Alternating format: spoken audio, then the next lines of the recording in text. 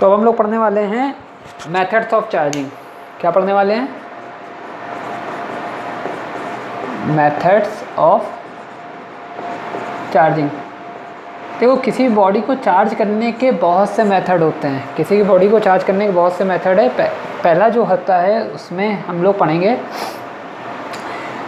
Charging by induction. क्या पढ़ेंगे? Charging by induction. थोड़ा सा टिपिकल है लेकिन समझ में आ जाएगा। चार्जिंग बाय इंडक्शन यानी हिंदी में बोले तो प्रेरण द्वारा आवेशन। अब प्रेरण द्वारा आवेशन समझने से पहले ये जाने इंडक्शन क्या चीज़ होती है। इंडक्शन का मतलब होता है प्रेरित हो जाना एक से दूसरे। फॉर एग्जांपल, अगर आपका कोई मित्र है वो पढ़ रहा है, चलिए मित्र की बात छोड़ते हैं, आप ही की बात लेते हैं। जैसे आप मैथ्स वगैरह का सम लगा रहे हो और आपने एक क्वेश्चन लगाया और क्वेश्चन लगाने में आपका मन करता है ना कि दूसरा भी लगाएं, उसका आंसर आ जाता है तो मन करता है दूसरा भी लगाए, यानी कि आप इंड्यूस हो गए, आप खुद से प्रेरित हो गए हो। जैसे आपका फ्रेंड पढ़ाई में अच्छा है, वो पढ़ रहा है, उसके अच्छे मार्क्स आ रहे हैं, तो आप उससे इंड्यूस हो रहे हो कि अब हम भी पढ़ेंगे और हमारे मार्क्स अच्छे आएंगे। तो इसे बोलते हैं इंडक्शन यानी प्रेरणा। अगर मान लीजिए हमारे पास कोई बॉडी है, हमारे पास बॉडी है, फॉर एग्ज़ाम्पल मान लीजिए हमारे पास ये एक बॉडी है और ये न्यूट्रल है। ये कैसी है बॉडी? ये हमारी बॉडी ए न्यूट्रल है। न्यूट्रल मतलब इसमें कोई भी चार्ज नहीं है।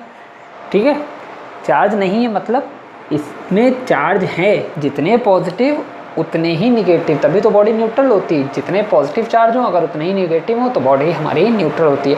अब हमें इसको किसी भी तरीके से चार्ज करना है, तो इंडक्शन में क्या करते हैं हम लोग कि इसके पास एक कोई दूसरी बॉडी ले आते हैं। इसके पास हम लोग कोई दूसरी बॉडी बी ले आते हैं जो हाईली चार्ज हो। यहाँ हम लोग मान ले रहे हैं कि वो निगेटिवली चार्ज है। बात समझना, अगर ये बॉडी न्यूट्रल है तो इसमें कुछ कॉन्फ़िगरेशन ऐसा होगा जितने पॉजिटिव उतने नेगेटिव। सोच के बताइए, कुछ ऐसा कॉन्फ़िगरेशन होगा जितने पॉजिटिव उतने ही नेगेटिव। अब जब ये वाली बॉडी जो हाईली नेगेटिवली चार्ज्ड बॉडी है वो इसके पास आई, इसको और पास ले आओ, इसके पास आ गई, तो क्या होगा? तो होगा ये कि ये इसके जो निगेटिव चार्जेस हैं, ये बॉडी के जो निगेटिव चार्ज हैं वो इसके निगेटिव चार्जेस को रिपल करेगा। ये बात हमने पढ़ी है कि लाइक चार्जेस रिपल करते हैं, लाइक चार्जेस अट्रैक्ट करते हैं। तो इसके निगेटिव चार्ज इससे दूर भागने की कोशिश करेंगे और ये वाले निगेटिव चार्ज पॉजिटिव को अपनी तरफ अट्रैक्ट करना चाहेंगे। तो यहाँ पर कॉन्फ़िगरेशन कुछ अरेंजमेंट ऐसा हो जाएगा, यानी पॉजिटिव सारे इधर हो जाएंगे और नेगेटिव सारे इधर हो जाएंगे। बात समझ में आ रही है कि नहीं आ रही? बिल्कुल बात समझ में आ रही है। नेगेटिव सारे इधर हो जाएंगे। क्या अब ये बॉडी चार्ज हो गई? हाँ, अभी भी ये बॉडी चार्ज नहीं हुई। हाँ, बस ये बॉडी हो गई पोलराइज का मतलब उसमें पोल्स बन गए, एक पॉजिटिव पोल और एक नेगेटिव पोल, तो बॉडी हो गई पोलराइज्ड। ठीक है, लेकिन अभी भी ये बॉडी चार्ज नहीं है। तो हम क्या करेंगे अगले स्टेप में? ये बॉडी निगेटिवली चार्ज वाली उसको नहीं हटाना है, उसको हटा दोगे तो फिर से उसी कॉन्फ़िगरेशन में आ जाएंगे जिस कॉन्फ़िगरेशन में थे, प्लस माइनस। ये उस पर बॉडी है, एक तरफ सारे पॉजिटिव आ गए और दूसरी तरफ सारे नेगेटिव चले गए। अब हम करेंगे क्या? अब हम करेंगे ये कि एक तीसरी बॉडी लाएंगे। ये हमारी ए बॉडी है, ये हमारी बी बॉडी। एक कंडक्टर लेंगे और उसको यहाँ पर इससे टच करा देंगे। कोई कंडक्टर है सी, एक अनदर कंडक्टर लेंगे, उसको हम यहाँ पर टच। ऐसा क्यों कराया? ऐसा इसलिए कराया ताकि ये इलेक्ट्रॉन इसमें ट्रांसफ़र कर जाए। और ये भी कंडक्टर हमने कैसा लिया है? न्यूट्रल लिया है। तो न्यूट्रल लिया है तो भाई, और इस पर इसको टच कराया है तो ये माइनस वाले सारे ट्रांसफ़र कर जाएंगे इधर, सारे इलेक्ट्रॉन किधर चले जाएंगे? इधर चले जाएंगे। अब जब सारे इलेक्ट्रॉन इधर चले जाएंगे तो हम बाद में इस सेपरेट कर लेंगे ए और सी को। Separate A and C. B को वहीं रखना है, मैंने बताया ना, बी अगर हटा दोगे तो कॉन्फ़िगरेशन फिर से बदल जाएगा। तो हमारे पास कैसा बचेगा, प्रोसीजर कैसा बनेगा, ये हमारी बी बॉडी है जो हाईली निगेटिवली ये क्या है हमारे पास, निगेटिवली चार्ज्ड बॉडी, ये न्यूट्रल है, इसी को तो हमें क्या करना है, चार्ज करना है। तो ये हमारी ए बॉडी, इसको पास में ही रहने दो, ये हमारी ए बॉडी, इस पर केवल अब क्या बचा, और ये हमारी सी बॉडी। सी का कोई काम नहीं है, इसको फिर से जैसे हम लाए थे वैसे हम हटा देंगे। ये हमारी कैसी हो गई, पॉजिटिवली चार्ज्ड बॉडी। ये हमारी कैसी हो गई, पॉजिटिवली चार्ज्ड बॉडी। फिर से समझिए, थोड़ा सा समझने वाली बात है। किसी बॉडी, न्यूट्रल बॉडी को अगर हमें चार्ज करना है तो उसके पास हम एक दूसरी चार्ज बॉडी को लाएंगे, लेकिन टच नहीं कराएंगे, हम इंडक्शन से कर रहे हैं। तो होगा क्या, उसकी जो पॉजिटिव जो चार्ज बॉडी है वो न्यूट्रल बॉडी के लाइक चार्जेस को रिपल करेगी और लाइक चार्जेस को अपनी ओर अट्रैक्ट करेगी। अब जब ये लाइक चार्जेस ये जो, अब जैसे निगेटिवली चार्ज लाए थे तो प्लस को इसने अपनी ओर खींचा, माइनस को दूर करा। अब माइनस वाले जो है इसको किसी दूसरे न्यूट्रल कंडक्टर से टच करा के हमने दूसरी तरफ भेज दिया। तो हमारी इस बॉडी में जो कि हमें चार्ज करनी थी उसमें क्या बचे, केवल पॉजिटिव चार्ज बचे। यानी कि इस तरह हमारी बॉडी ए क्या हो गई, चार्ज्ड हो गई। यानी कि every charge body induce lightly charge और न्यूट्रल बॉडीज। इतनी बात समझ में आ गई, पक्का। आगे बढ़ें। अगर बाई चांस, अब आपके मन में एक सवाल उठ रहा है कि यहाँ पर हमने ए को पॉजिटिवली चार्ज कर दिया है, अगर ए को हमें निगेटिवली चार्ज करना पड़ेगा तो क्या करना पड़ेगा। याद रखिए, इंडक्शन में हमेशा जिस चार्ज बॉडी से आप इंडक्शन करा रहे हो, हमेशा बॉडी उसके अपोजिटली मैनर में चार्ज होती है। ये बात हमेशा आप याद रखिए। जैसे हम लोग निगेटिवली चार्ज बॉडी लाए हैं तो बॉडी हमारी पॉजिटिवली चार्ज हुई है, अगर हम पॉजिटिवली चार्ज बॉडी लाएंगे तो बॉडी हमारी निगेटिवली चार्ज होगी। ऐसा क्यों होता है कि निगेटिवली लाने पर ये इसके अपोजिट में भेजेगी, इसके मेन जो भी हमारे पास ये निगेटिवली चार्ज है तो इसके सेम चार्ज रिपल होंगे और अपोजिट चार्ज अट्रैक्ट होंगे। इतनी बात समझ में आ रही। आगे बढ़ते हैं।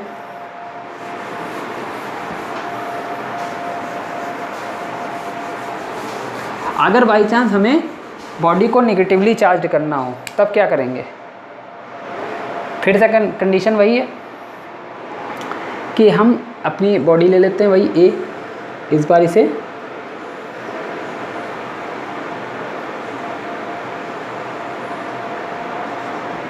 इसे हमें क्या करना है, नेगेटिवली चार्ज करना है। अभी बॉडी कैसी होगी, प्लस माइनस सब बराबर होंगे।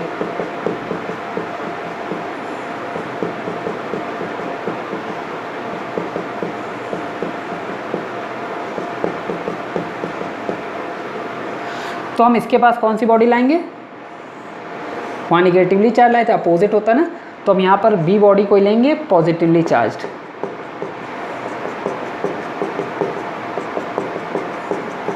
ये हमारी न्यूट्रल है और ये हो गई पॉजिटिवली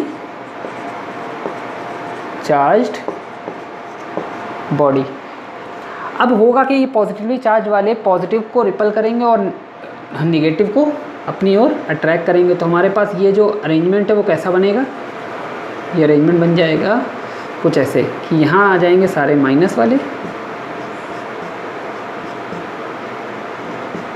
और यहाँ हो जाएंगे सारे पॉजिटिव वाले, क्योंकि सेम वाले हमेशा फार्देस्ट एंड पर जाते हैं और अपोजिट वाले हमेशा नियरेस्ट एंड पर जाते हैं।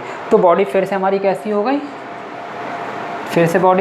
हमारी पोलराइज हो गई। लेकिन अभी भी ये न्यूट्रल है क्योंकि जितने पॉजिटिव उतने ही नेगेटिव। अगले स्टेप में क्या करेंगे, मैंने बताया था इस बॉडी को हटाते नहीं वरना फिर से कॉन्फ़िगरेशन वैसा ही हो जाएगा। तो हमारे पास ये B body as it is, पास में उसके ए बॉडी,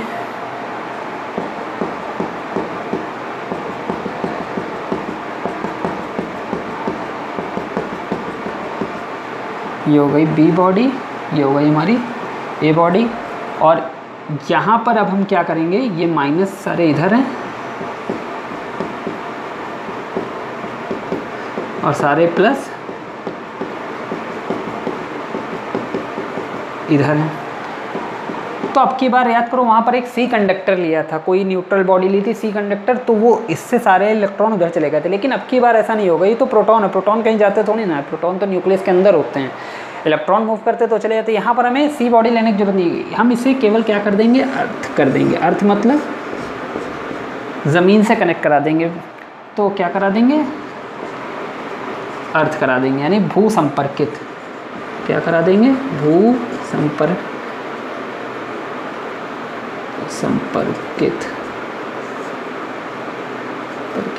भू संपर्कित करा देंगे। तो होगा क्या, जो ये अर्थ होती है इसके पास ये इलेक्ट्रॉनों का भंडार होती है, यानी इलेक्ट्रॉन का ये भंडार है, यानी इसमें बहुत सारे इलेक्ट्रॉन होते हैं। तो ज़मीन से इलेक्ट्रॉन क्या करेंगे, ऊपर जाना शुरू कर देंगे, और जब ऊपर जाना शुरू करेंगे तो वो इस पॉजिटिव वाले को क्या करेंगे, न्यूट्रलाइज़ करेंगे। तो इस तरह से जब फाइनल स्टेप में हमारे पास क्या बचेगा, ये बॉडी बी है, इसके पास केवल पॉजिटिव चार्ज है, और ये बॉडी हमारे पास ए हो जाएगी जो अभी भू संपर्कित है, इसके पास केवल क्या बचेंगे, निगेटिवली चार्ज्ड बॉडी, हिंदी में बोलेंगे ऋण आवेशित वस्तु।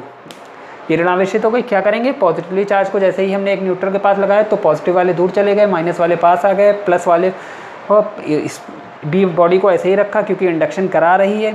अब इसमें क्या करा, इसको अर्थ से कनेक्ट कर दिया, क्योंकि प्रोटॉन है ये कभी शिफ्ट नहीं होंगे क्योंकि न्यूक्लियस के अंदर होते हैं, इनको न्यूट्रल करने के लिए इलेक्ट्रॉन चाहिए। तो इलेक्ट्रॉन कहाँ से मिलेंगे, हमारे अर्थ से मिलेंगे, वो इसे क्या कर देंगे, न्यूट्रल कर देंगे, और हमारे पास केवल और केवल इसके पास क्या बचेगा, ए बॉडी में सिर्फ और सिर्फ निगेटिव चार्जेस बचेंगे। इस तरह से ए बॉडी जो न्यूट्रल थी वो हमारी कैसी हो गई, निगेटिवली चार्ज हो गई। देख लेता हूँ एक बार फ्रेम में सब आ रहा है कि नहीं आ रहा है, बहुत बढ़िया सब आ रहा है, जल्दी से इसे नोट कर लीजिए। ठीक है, ये हो गया पहला मेथड। अब हम लोग पढ़ने वाले हैं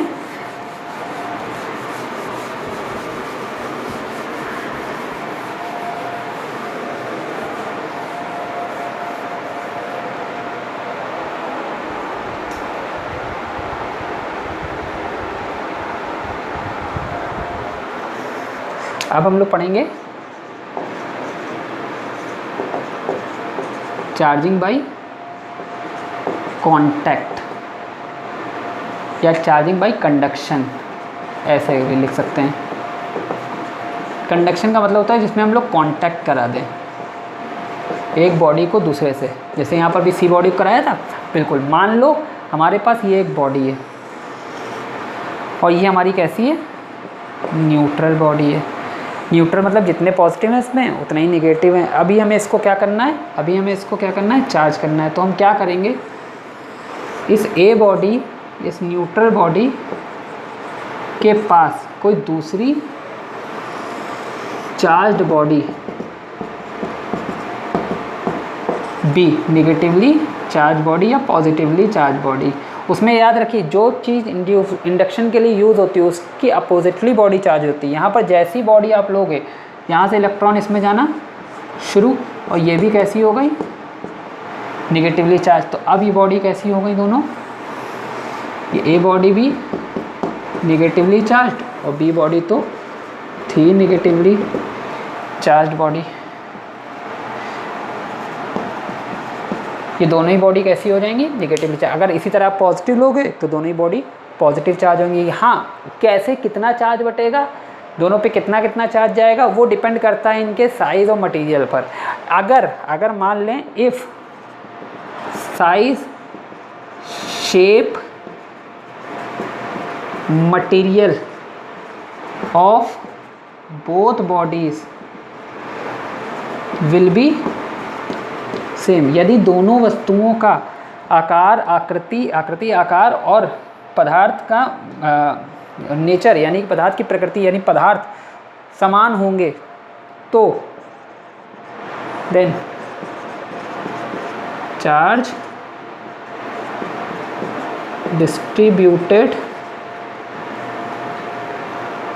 charge on each body will be equal. If shape size material of both body will be same then charge on each body will be equal. बात समझ आए? यदि दोनों वस्तुओं का, यानी कि क्वेश्चन में ऐसे विल बी सेम को ऐसे देंगे आइडेंटिकल बॉडीज, क्वेश्चन में ऐसे न्यूमेरिकल में आता है आइडेंटिकल बॉडीज। अगर क्वेश्चन में दे दिया 2 बॉडीज आर आइडेंटिकल, तो आपको समझ जाना है कि दोनों का शेप साइज मटेरियल क्या है, सब सेम है, मास वगैरह भी सेम है। शेप साइज मटेरियल मास भी क्या है, सेम है। तो दोनों में, हाँ शेप मतलब समझ लो, ये स्फेरिकल है तो दूसरी वाली भी स्फेरिकल है, जितनी रेडियस इसकी उतनी रेडियस है। यहाँ तो मैंने छोटा बड़ा बना दिया।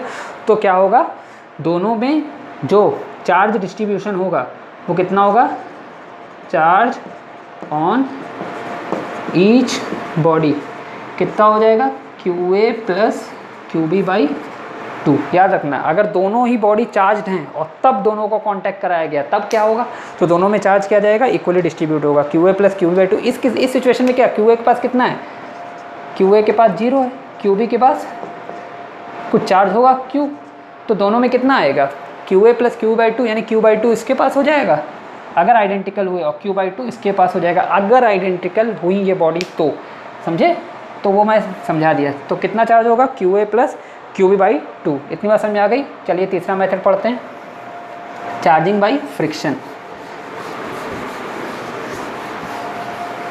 तीसरा मेथड है चार्जिंग बाय फ्रिक्शन, यानी घर्षण द्वारा आवेशन। फ्रिक्शन को बोलते हैं रबिंग, यानी रगड़ने से। Charging by friction.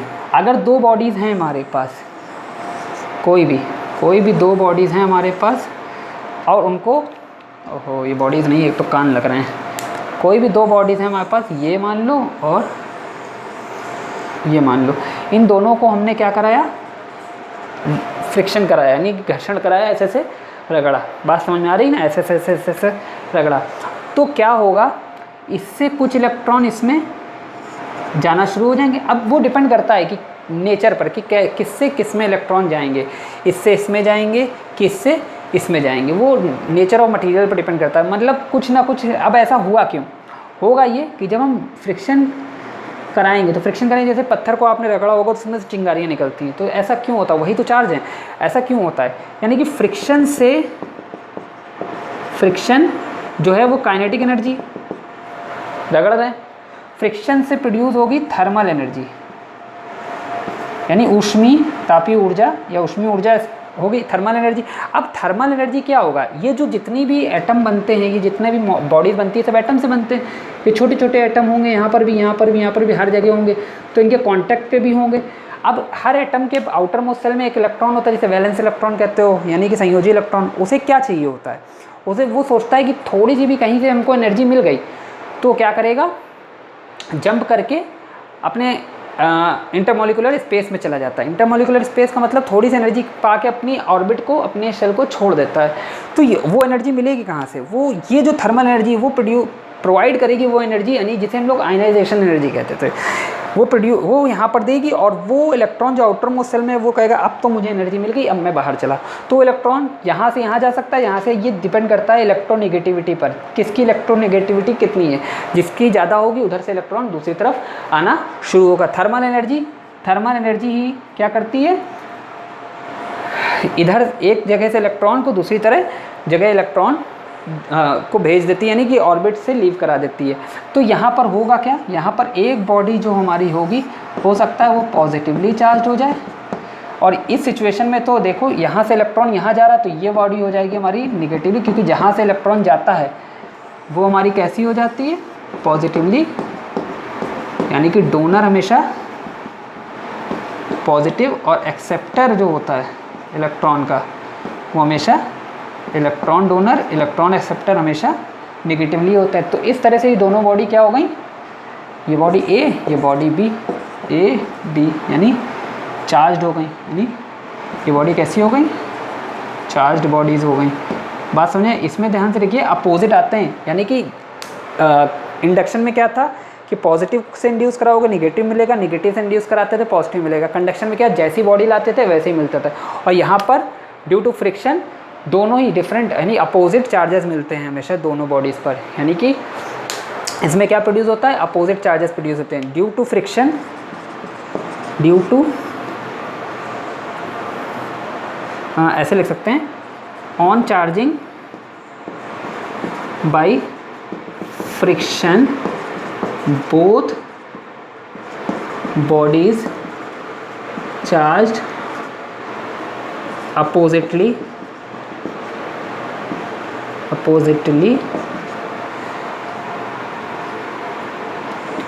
In nature. दोनों बॉडीज़ कैसी चार्ज होंगी, अपोजिट नेचर में चार्ज होंगी। और मैंने बताया ना इलेक्ट्रॉन किधर से किधर जाएगा, डिपेंड करता है प्रॉपर्टीज़ ऑफ मटेरियल पर या इलेक्ट्रोनेगेटिविटी, जिससे प्रॉपर्टी यानी कि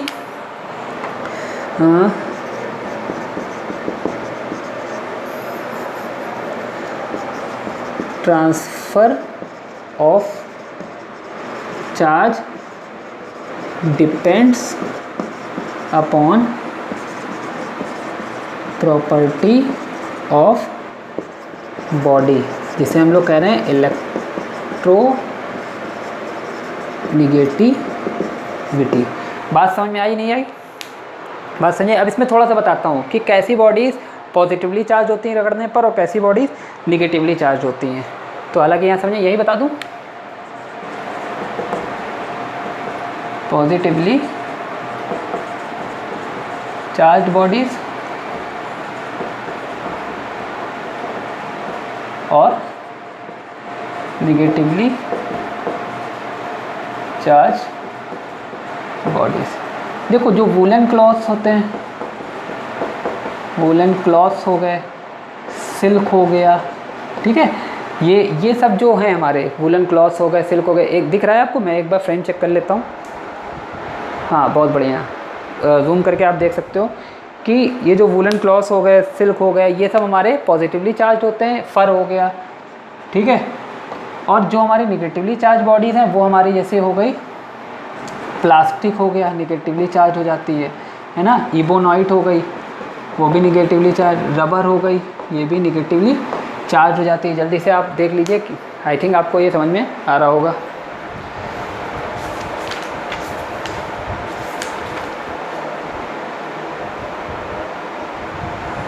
देख लीजिए।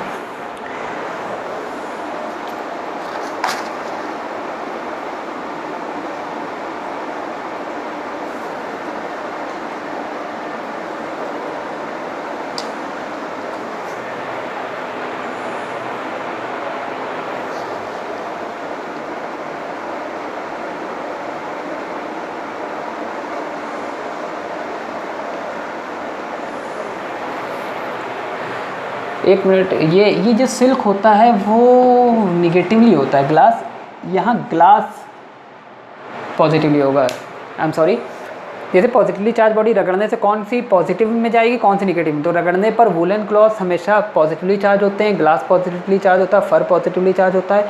निगेटिवली में प्लास्टिक हो गया, इबोनाइट हो गई, रबर हो गया, सिल्क हो गया, ये सब निगेटिवली चार्ज होते हैं। इतना कर लीजिए जल्दी से आप।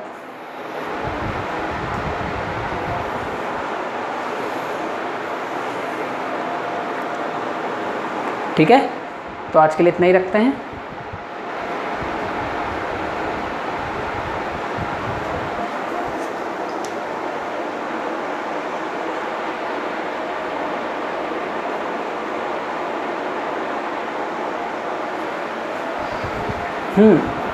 समझ में आ रहा है कि नहीं?